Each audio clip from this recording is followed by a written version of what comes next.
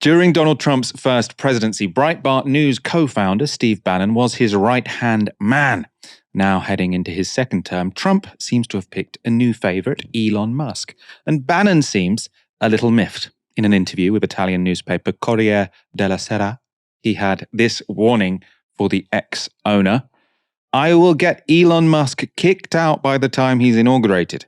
He won't have a blue pass with full access to the White House. He'll be like everyone else. He's a truly evil person. Stopping him has become a personal issue for me.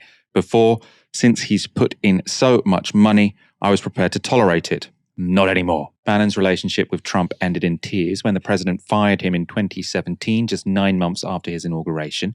That left Bannon out in the cold and facing criminal prosecutions over wire fraud and money laundering.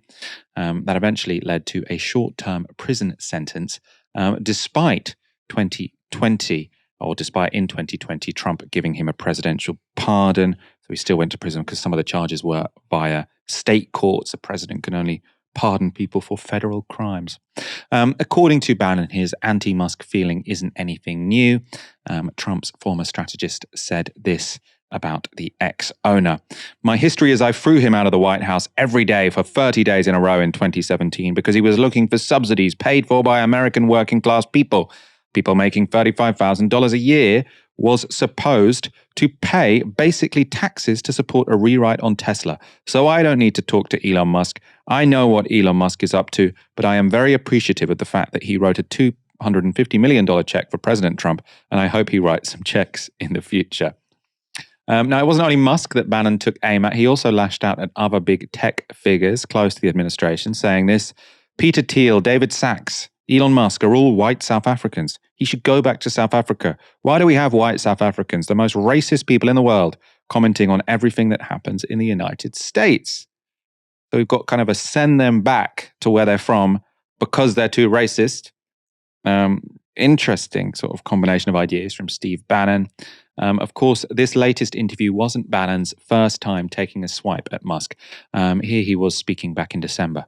This guy lives on government contracts and taxpayer subsidies. Okay, it's all. We're going to get Joe Allen in here for a second to transform it. Elon Musk, once again, brother, I'm smart enough to tell you no to your face, and I'm evil enough to be able to expose you as a running dog for the greatest enemy this nation's ever had. You are a war profiteer. You're sleeping with the enemy, brother, and you've been doing it because you're not an American nationalist. You're not even an American.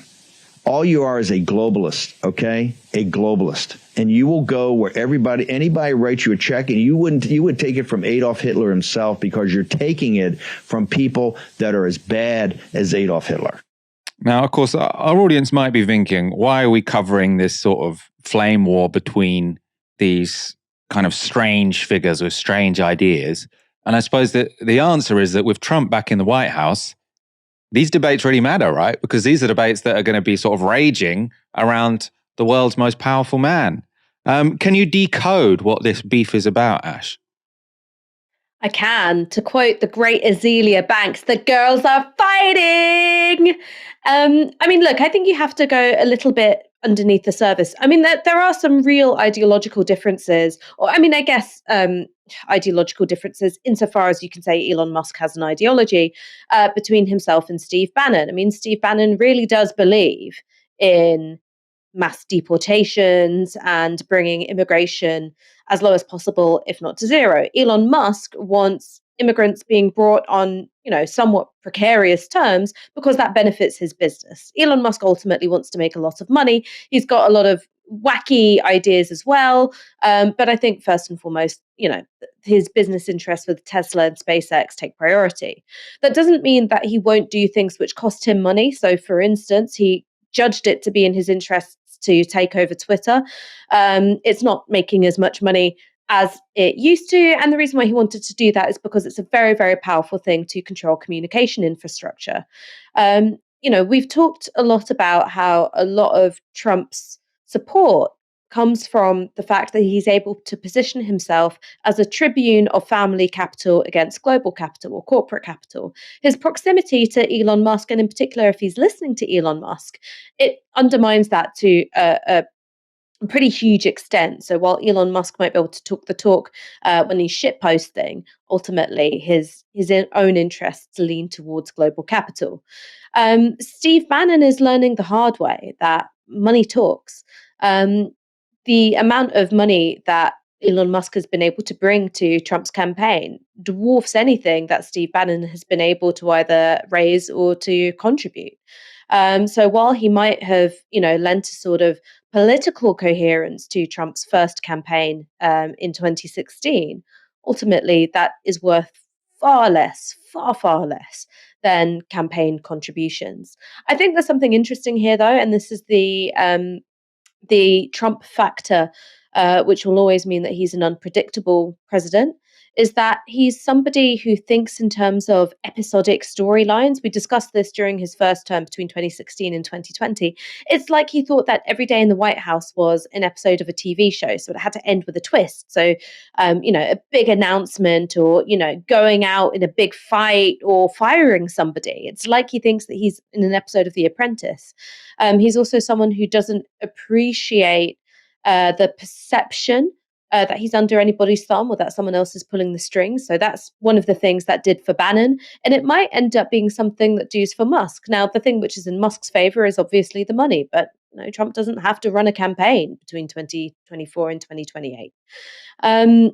So I think these are all things to watch out for. But long story short, this is something that a political strategist, which is effectively what Bannon is. I mean, obviously, he ran Breitbart for a long time. He's got a significant amount of communications power. That's not the same as owning Twitter. It's not the same in any way. So a political strategist is working out that someone who owns a communications network and is contributing hundreds of millions of dollars is always going to have more heft. Yeah, I mean, on Twitter, I was seeing someone suggest that, because Elon Musk is clearly very, racist. I think he sort of sees a racial hierarchy out there. He thinks sort of like white civilization needs defending against, I suppose, especially Muslims in Europe. That seems to be where his politics are coming from. But he doesn't mind visas going to high-skilled Indians or Chinese people if it means that they can come and work for American businesses. So he's not really a nationalist, but he's probably a racist. Whereas Steve Bannon is very much like a nationalist. So it's sort of like wherever you're from, even if you're European, he don't want you coming to America because American jobs are for Americans. And that seems to be where the dispute comes from, sort of a clash between two groups on the far right. Does that make sense to you, Ash? I mean, who are you more scared of? I mean, I'd say probably Elon Musk is the bigger threat. Well, the thing is that I also do think that Steve Bannon is very racist. When you look at his time at Breitbart, the fact that it had a tab which was just called Black Crime, I mean, there is definitely a racial hierarchy there. I think that the thing to remember is that people don't say the things that they mean. They're happy to use the ideas of their opponents, i.e., anti-racism, when it politically suits them.